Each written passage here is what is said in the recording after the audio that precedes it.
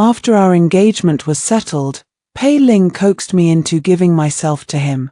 The next day, I endured the pain and went to find him, only to see him throw my intimate undergarment in front of my father. I will never marry such an indiscreet woman.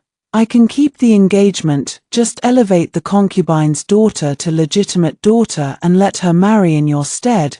It turned out his heart belonged to my half-sister. Later, Pei Ling said to me, "You will be my concubine in the future. And you must not act high and mighty toward your half-sister." I said nothing. He had no idea. Because of this incident, father had already betrothed me to a family in the Jiangnan region. 1. Jiyu Yangning is so loose, who knows how many other men she slept with besides me. Pei Ling's words rooted me to the spot. That day, he knew, clearly knew, that it was my first time. Inside the study, father's face was as dark as pitch. That pink bellyband had humiliated him to the core. He stammered, hard-pressed for words. "The engagement is already settled." Pei Ling let out a cold laugh. "I can keep it. Master Jiyu, elevate your concubine's daughter to legitimate daughter, and let her take your eldest daughter's place in the marriage." Father froze. I too stared wide-eyed in shock. So that was it. His heart had never been mine. I thought back to that absurd night. He'd held me gently in his arms, leaving countless marks on my body, coaxing me to keep my eyes open. He'd said, "Ning Ning."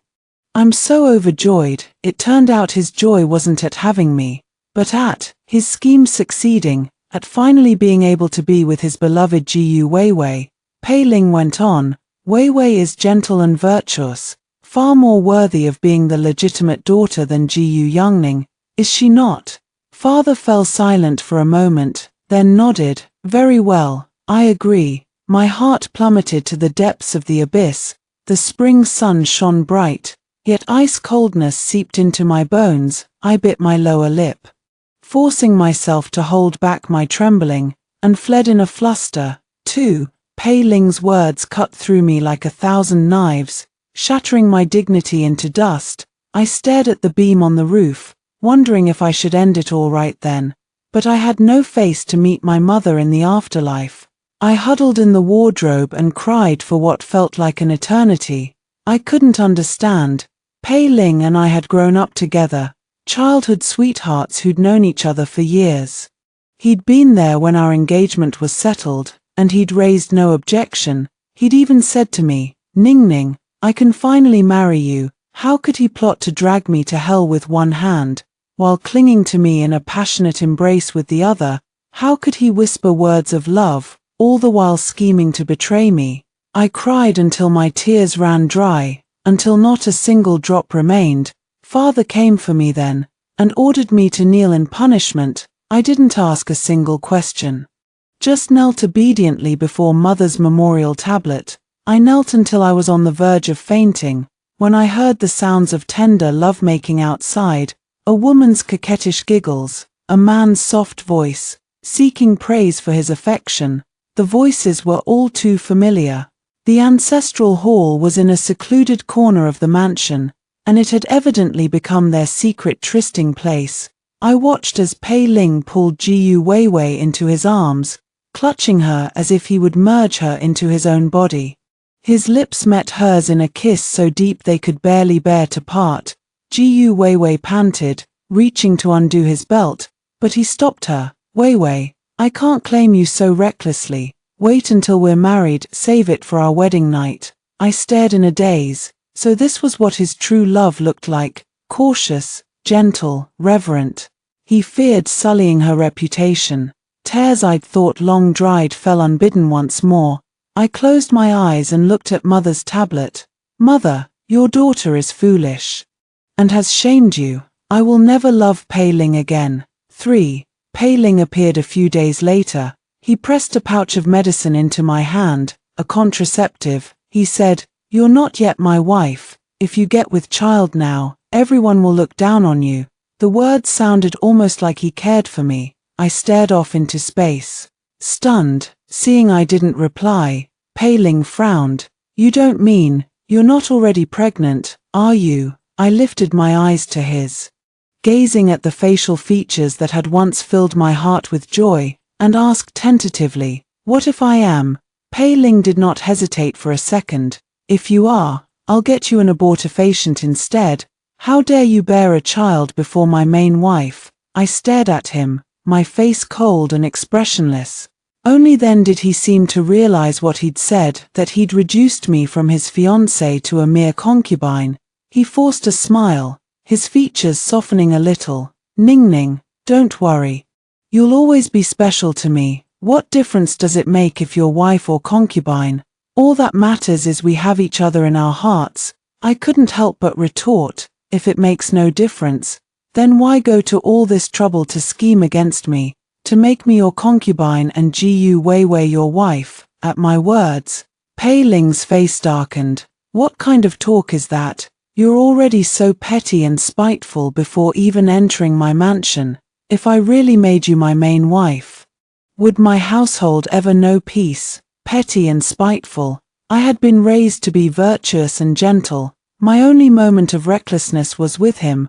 I had never objected to him taking concubines. It was he who'd sworn his loyalty to me, who'd coaxed me with promises of a life of just the two of us. He'd held me in his arms and said he longed to see me jealous. Back then, I'd thought I'd found someone who loved me truly. Now, a bucket of cold water had doused me to the bone, leaving me freezing.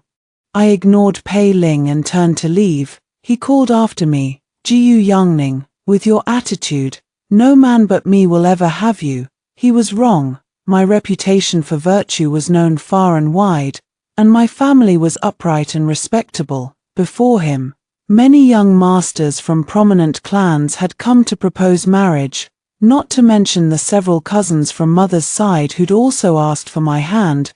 I'd chosen Pei Ling because we were childhood sweethearts, who knew each other's hearts and souls. I'd thought he would never treat me poorly. I had simply misjudged the man. Father summoned me and handed me a list of young masters. I glanced through it. None were from the capital, and their families were far inferior to mine in status. Father sighed, "We are in the wrong here. I will prepare a generous dowry for you. In the future, you must serve your husband's family well." Father held a high official position. He would never allow himself to be led by the nose by Pei Ling. I knelt and kowtowed twice to him. My future husband was finally chosen, a scion of a noble clan far away in Jiangnan. For, that night, I bathed for a long, long time, as if I could scrub away the filth of that night, as if I could shed my old skin and be reborn. When I was clean, I knelt once more before Mother's memorial tablet, as if this way, I could salvage a shred of dignity to face her in the afterlife. A woman's chastity was everything in this world. If Father hadn't placated Pei Ling by agreeing to marry my half-sister to him, Pei Ling would have spread the story far and wide, and I would have been drowned in the spit and scorn of the world. Even so, Father was already disappointed in me. I had once passed by a brothel, where men came and went, not ashamed, but proud of their debauchery. Why was it that for a woman, the same mistake was unforgivable? I couldn't understand, yet I no longer had the strength to ponder it. Memories of that night came crashing back. Pei Ling's burning body, his sweet, lying words, still echoing in my ears. I nearly retched. Just then, someone climbed over the wall into the courtyard. Pei Ling stood before me, dressed in white, his posture elegant and unrestrained. He pulled me roughly into his arms and said possessively, "Ning Ning, why did you walk away from me today? Do you know how much I missed you? I know I said some harsh words today. Don't be angry with me." His lips spoke of apology, but his hand slipped unceremoniously into my collar. He said he missed me. I wondered if he missed me, or just missed the feel of me beneath him. I resisted instinctively, struggling in his arms. "Pei Ling, my mother's memorial tablet is right there. Why so shy all of a sudden? It's not like we haven't slept together before." I pushed him away with all my strength. Pei Ling stumbled back, caught off guard. When he steadied himself, anger and embarrassment flashed across his face. "Jiu Yangning, what is wrong with you?" I stared at him, stubborn and unyielding. Pei Ling, please leave. Pei Ling's voice turned cold. Jiyu Yangning, I came to you because I love you. Love. Was this his idea of love? Thankfully, I was no longer so easily deceived. I caught the scent of incense on Pei Ling's body, the very same scent my half-sister used every day. He'd no doubt just left a tryst with Jiyu Weiwei, unwilling to touch her, so he'd come to me instead. What did that make me? I was so furious I could have slapped him. You'll marry me anyway sooner or later. Does it matter if we wait a little while? And you must remember, you will be my concubine in the future. You must no longer act as the legitimate daughter. And you must not treat your half-sister with disdain. I shook my head and said, I will not marry you. The moment the words left my lips, Pei Ling froze completely. 5. Pei Ling let out a cold laugh. Stop talking nonsense. You've given me your chastity. Who else but me would ever marry you? He spoke with unshakable arrogance, yet a flicker of panic crossed his eyes. I ignored him and knelt straight before Mother's memorial tablet. He kicked the prayer mat out from under me, then reached for my clothes, flying into a rage, yet he stopped short when he saw the tears on my face. After Mother passed away, Father never remarried. There were only a few concubines in the mansion. My governess had been specially requested by Father from the palace. She had always been strict, teaching me that a woman should never cry or show weakness, so I had never cried in front of Pei Ling before. Once, Pei Ling and I had arranged to meet. We'd had a childhood betrothal and grown up side by side, so no one had raised an eyebrow at us going flower viewing or listening to operas together. Instead, everyone had praised us as a perfect match, a talented man and a beautiful woman. But more than once, our meetings had been cut short by the sight of Jiyu Weiwei hurrying past, her face streaked with tears like a pear blossom drenched in rain. Pei Ling's eyes would follow her, and then he'd find every excuse to leave me. Now I realized they'd been carrying on an affair in secret all along. I'd just been too blind to see it. This was the first time I'd cried in front of Pei Ling, crying silently, wishing I could hide myself away forever. I didn't want him to see, but my tears refused to be controlled. I didn't want to show weakness. Yet when shame and humiliation washed over me, when I thought of my sincere feelings wasted on a scoundrel, the tears fell in an instant. Pei Ling was at a loss for words. He clumsily reached out to wipe my tears, stammering, Hey, Ningning, don't cry. If someone sees this, they'll surely say I've been bullying you. I dodged his hand, unwilling to let him touch me. He tried to coax me further, but a voice suddenly called out from outside, Young Master Pei. It was the maid who waited on Jiyu Weiwei. Surely Jiyu Weiwei had sent her to fetch Pei Ling. Pei Ling pulled his hand back and turned to leave without a second thought.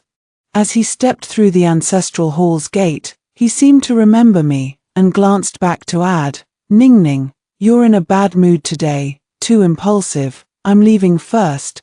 Calm yourself down. Shortly after he left, my maid came to report his whereabouts in detail.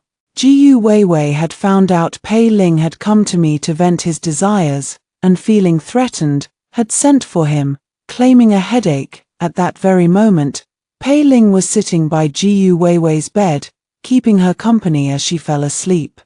My maid left nothing out. She even named the servant standing guard outside Pei Ling's quarters for her. The governess from the palace had taught me all the tricks of managing a household, but I trusted Pei Ling, thinking our bond was unbreakable. I'd also pitied Jiyu Weiwei. We were sisters of the same household, so why fight? So I'd never used those household tactics against them, but they'd gone too far. Before I married, I would surely send them a grand gift. 6. A letter arrived from the Yuan family. The clan I was to marry into, it said the second legitimate young master of the Yuan clan had come to the capital himself. Though the engagement was arranged by our parents and matchmakers, a marriage between two strangers was never ideal. They were right. In the capital, many families would let the young lady hide behind a curtain to observe her prospective husband during their first meeting. Father arranged for me to meet Master Yuan at a flower viewing feast. My maid bathed and dressed me, dabbing bright red lipstick on my pale lips. As I left the courtyard, I crossed paths with Jiyu Weiwei. The meek, subservient look she usually wore was gone. She sized me up from head to toe and said, "Sister, isn't this outfit inappropriate for you? You've already lost your chastity. How dare you dress up so finely?" As soon as she finished speaking, my maid gave a signal, and the servants closed the courtyard gate. Jiyu Weiwei's 2 maids were pinned to the ground, their mouths gagged. Jiyu Yangning. "What are you doing?" I glanced at her and said nothing. Her maids were quickly dragged away. "You can't even tolerate your own maids. Are you jealous they're not like you, that they still have their chastity? You're so vicious. Aren't you afraid I'll tell father? Tell brother Ling." I stared at her coldly. She brought this on herself with her loose tongue. I'm only protecting the family's reputation. With that, I strode off, leaving Jiyu Weiwei stamping her feet in rage behind me. My revenge had only just begun. Soon, I arrived at the feast. After 3 rounds of drinking, I still hadn't met Master Yuan. Instead, I first saw an uninvited guest. Pei Ling stood before me, his face dark, and said, "Apologize to Weiwei. The last time we'd met was a month prior, after that unpleasant encounter." Pei Ling had told me to calm down and never came to see me again. He'd been waiting for me to bow my head first. Before, every time we had a petty quarrel or disagreement, I never got angry, even when he'd left me stranded halfway to our rendezvous, making excuses for Jiyu Weiwei. I'd never once frowned at him. He thought I was just easygoing, and he'd never once bothered to coax me. Later, my maid had told me many times how he acted with Jiyu Weiwei. He always catered to her mood, even speaking in a softer tone than he did with me. Love and indifference were always worlds apart. Pei Ling's face darkened further when I stayed silent. He chewed me out harshly. "How dare you give Weiwei such an attitude when you're like this? It seems the lesson I gave you wasn't enough. You still don't know how to respect Weiwei." Jiyu Weiwei hid behind Pei Ling, looking at me triumphantly. I was about to retort when a man's voice sounded from behind me. "The capital really is a big city, full of all sorts of wonders. Who knew I'd see someone trying to teach a lesson to an unmarried young lady from another family?" 7. Pei Ling glared at the newcomer, furious. "Who are you?" "I'm talking to my betrothed concubine. This is none of your business." The man was a young master dressed in white. My sharp eyes caught the jade pendant at his waist, carved with the crest of the Yuan clan. He was Master Yuan himself, Yuan Angshu. After hearing Pei Ling's words, he raised an eyebrow. "Your concubine?" Pei Ling tilted his chin up arrogantly. "Exactly," Yuan Angshu laughed. "A main wife requires the 3 betrothal letters and 6 wedding rites, a formal engagement vow. I've never heard of a betrothed concubine." He drawled the words, and many people turned to stare at them. Jiyu Weiwei tugged nervously at Pei Ling's sleeve. Their scheme was never meant to see the light of day. If others found out early, my family would no longer be at Pei Ling's mercy to save our face. Pei Ling had no reply, left tongue-tied. He shot me a venomous glare before storming off. "Jiyu Yangning, you know exactly what we are to each other. Don't refuse a kindness when it's offered." After he left, I looked at Yuan Angshu, my heart filled with anxiety. He bowed to me and called me Miss Jiyu. The scholar official clans of Jiangnan were famous for their elegance and refinement. He was no exception, handsome and poised, a rare beauty of a man, for the rest of the time. He wandered the flower gardens with me. He was knowledgeable, speaking eloquently about the rare and precious flowers around us. But my mind was preoccupied, and I was distracted. Yuan Angshu seemed to notice. He pointed at a pink peony and said, "You might not believe this, Miss Jiyu, when I was young, I hated studying. I learned acrobatics from street performers, raised birds, and grew peonies. I poured a lot of effort into growing those peonies, but not a single bloom opened. I was so angry I wanted to smash the pot, but when I looked closely, I saw someone had cut off the flower stalks. It turned out my younger brother had plucked my flowers to curry favor with the young lady he liked. I wondered what he meant by this. He looked at me and smiled. Tell me, should I blame my brother for stealing my peonies, or the peonies for not blooming more? As he spoke, he studied the peony carefully, not looking at me. I froze for a moment, then understood the meaning behind his words. I couldn't help but laugh. It was such a simple logic, yet it had confused and trapped me for so long. I had never been the one at fault. 8. I cut off all contact with Pei Ling completely. He tried to see me, but I'd already dealt with the gatekeeper who'd been sneaking him in before. He tried to climb over the wall, so I asked father to increase the patrols of the family servants. I never replied to a single letter Pei Ling sent me. Instead, I passed them all to the new maids by Jiu Weiwei's side. Jiu Weiwei had chosen these new maids herself, never knowing they were all my people. Jiu Weiwei read those letters. At first, she kept her composure. After all, the letters were full of Pei Ling's threats against me, ordering me to meet him in secret, or he would punish me. Later, as Pei Ling continued to be denied access to me, his letters still held threats, but the longing in his words was impossible to hide. He sent a servant to deliver a message. Miss Gu, my young master says he's gone this far, humbled himself this much. How long do you plan to keep acting out of spite? I had the gate slammed shut. One night, Jiu Weiwei finally couldn't bear it any longer and snuck out of the mansion. She didn't return until near dawn, the corners of her eyes soft and lazy with satisfaction, a triumphant look on her face. I saw the contempt flash across the face of the servant who reported this to me. The plan was unfolding exactly as I'd intended, yet I couldn't find it in me to be happy. Jiu Weiwei's present was once my past. The only difference was that Pei Ling loved her, not me. The next day, Jiu Weiwei came to flaunt herself in front of me. She deliberately showed me the ambiguous hickeys on her collarbone. She stroked her stomach and said, "Brother Ling said if I get pregnant, I can keep the child. He'll marry me as soon as possible. This will be our first legitimate son."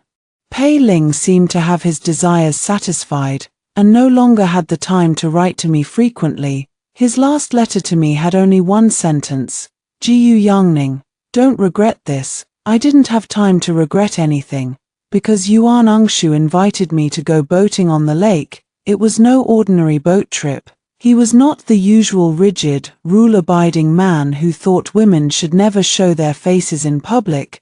He took me fishing, to catch fish and shrimp in the big lake. He said the fish and shrimp in the capital were bigger than those in Jiangnan. The ones in Jiangnan were fished out and eaten before they could grow much, but the fish and shrimp in the capital were not as fresh and delicious as those in Jiangnan. He said casually, as if it were the most natural thing in the world, "When you come to Jiangnan, I'll take you to taste the good ones." After a pause, he added, "If you like them, we can eat them every day." He spoke with the same easy composure as always, but I still saw his fingers tremble slightly with nervousness. I laughed and purposely said nothing.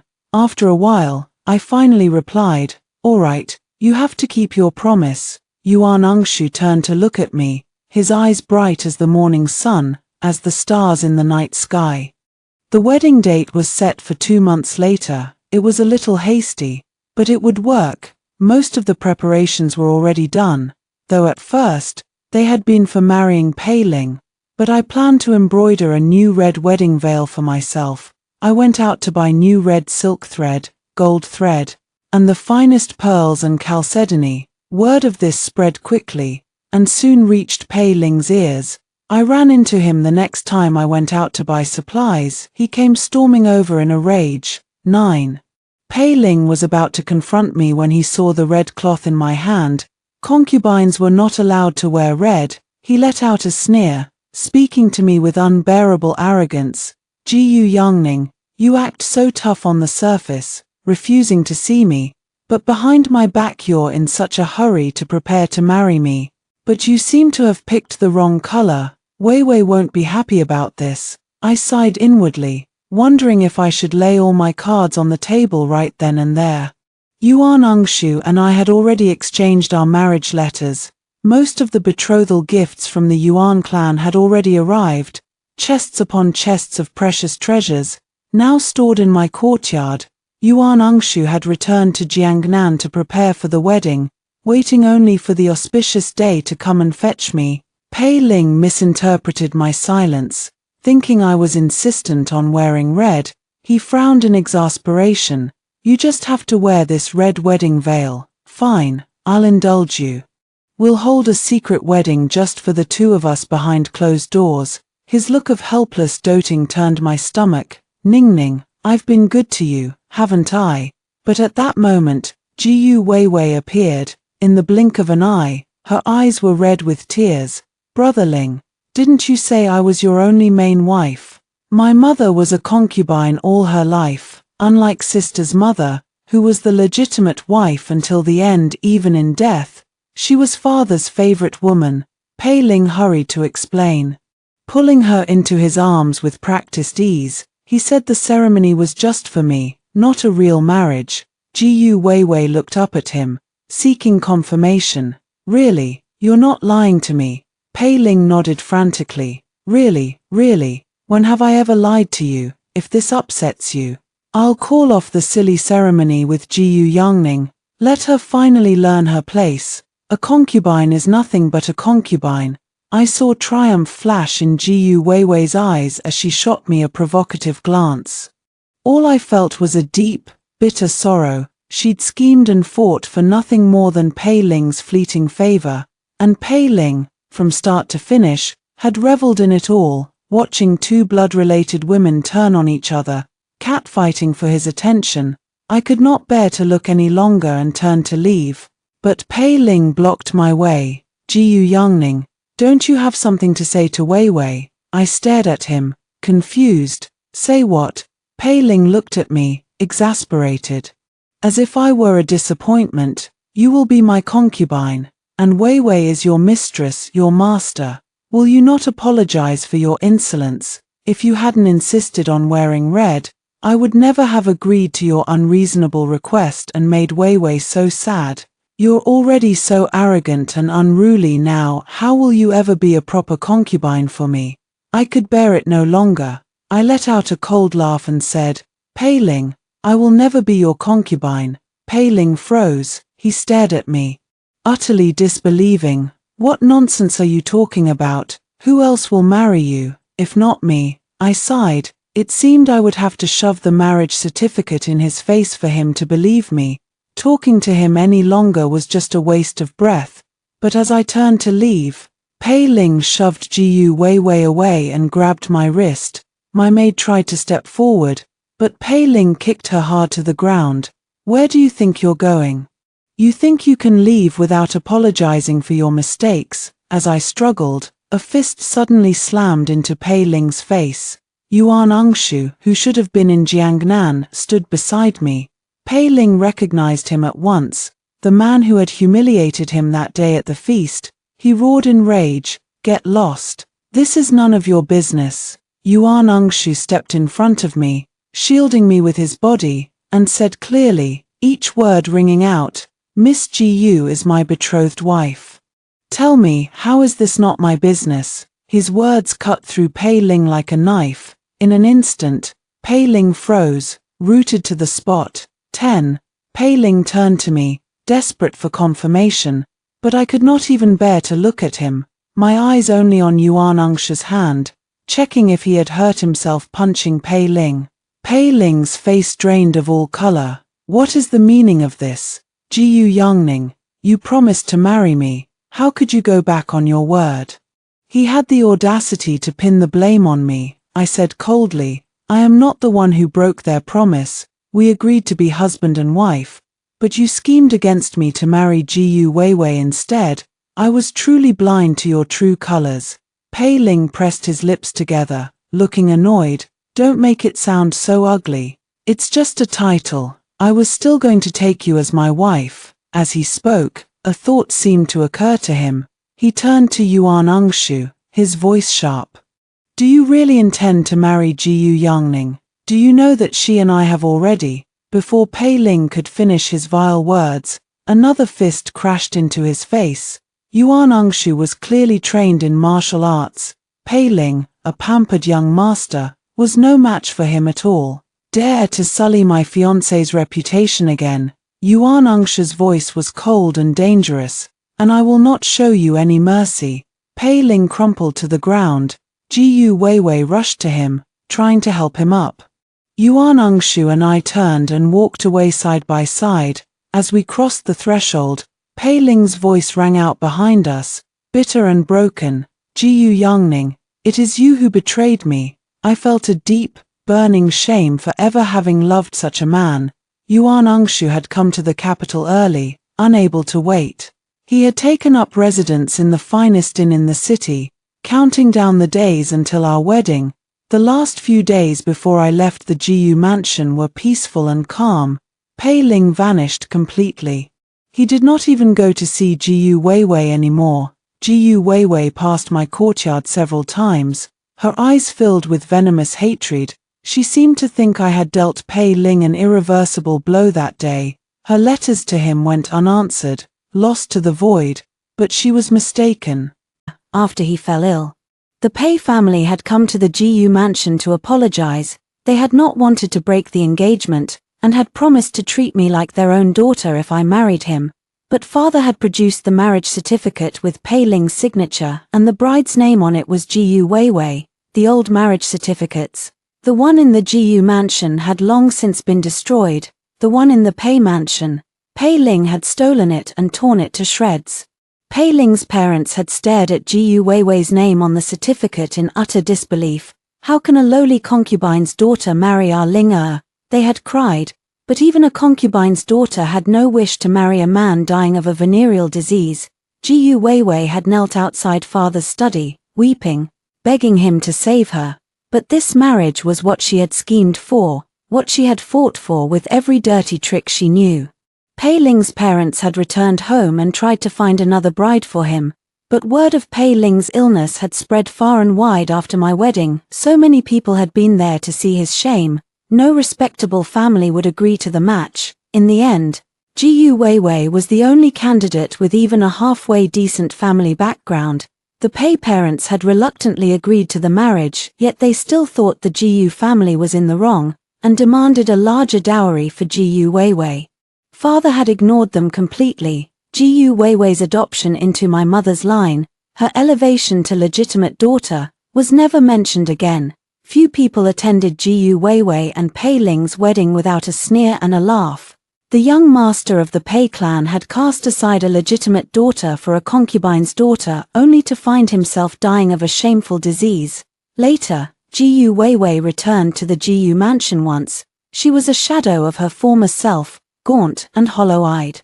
She did not know if she too had caught Pei Ling's disease. She refused to sleep with him, but he had forced himself on her. I had kept in touch with my old governess from the palace, and from her I had obtained a secret remedy, a remedy that would rob a man of his ability to father children. I sent someone to pass the remedy to Jiyu Weiwei. Our sisterly bond had died long ago, torn apart by her greed and betrayal. This was the last thing I could do for her. Yuan Angshu listened to all of this in silence. I turned to him and asked, "Do you think I am too soft-hearted, too merciful?" Yuan Angshu smiled and took my hand in his. "Human nature is complex, beyond the law. All that matters is that you follow your heart. Do not act in a way that you will regret 100 years from now. That is enough." I nodded. I knew Jiyu Weiwei had acted only for herself, for her own ambition. But she had made the unforgivable choice to scheme against me, to destroy my life for her own gain. A memory flashed before my eyes, a small, timid Jiyu Weiwei, coming to play with me when we were children. She had worn a pink dress, called me sister in a soft voice, and pressed a sugar candy into my hand. But then the governess had come, and forbidden me from eating the candy. My days had been filled with lessons and studies, leaving no time for playing with Jiyu Weiwei. Our sisterly love had faded away, little by little, without me even noticing. By the time I realized it, she had become something unrecognizable, something cruel, something hungry. Yuan Angshu and I stayed in the capital for a few more days. then set sail for Jiangnan once more. Yuan Angsha laced his fingers through mine, and said softly, "My wife, let us go home." Many years later, I put down roots in Jiangnan, and traveled every inch of its land. When I was an old woman, on the day of my 100th year, the first girls' school in Jiangnan was opened, founded by my granddaughter. She taught the young women of Jiangnan that a loss of chastity was not a shame, that virtue lay not in a body unbroken, but in a heart unbowed. When my time came to leave this world, I thought I heard Jiyu Weiwei's voice, soft and young, in my ear. She said, "Sister, I'm sorry." She was the little girl of my memories once more, in her pink dress, holding a sugar candy out to me. I had not heard of her since the day she killed Pei Ling and fled into the night. A fugitive, I closed my eyes. My heart full and at peace. Jiangnan is good, its scenery is beautiful.